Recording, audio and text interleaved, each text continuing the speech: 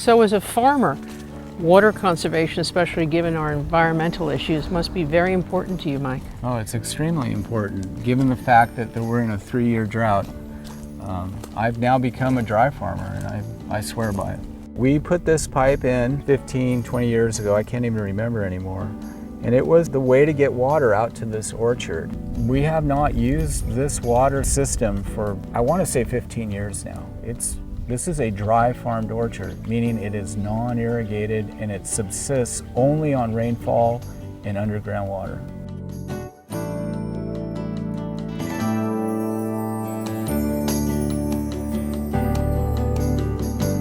So why don't more people use dry farming, Mike? That's a very good question. I often ask that myself, and I think part of it is there's not a lot of good dry farming areas left.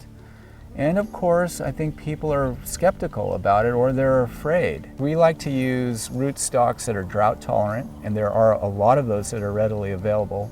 And we also like rootstocks that are semi-vigorous. In other words, they search for water. Choose good soil, choose rootstocks that match your soil, and then cultivate to conserve water. It's good for the environment. I mean, think about it. We are not draining the aquifer.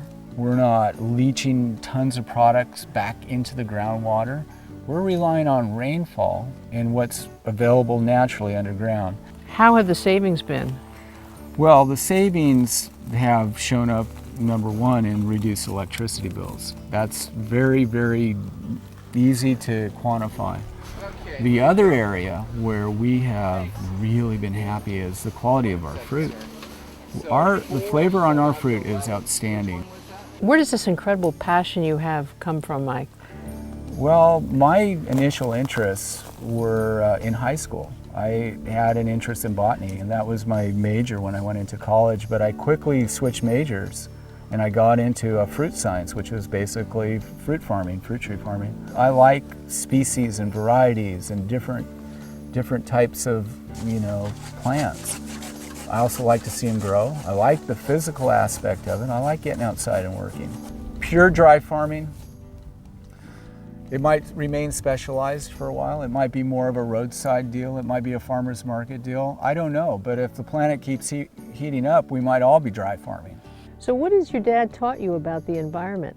Just make sure you plant trees and you don't just throw waste out in your yard, and to keep the environment clean. And like dry farming by saving the water. These are beauties.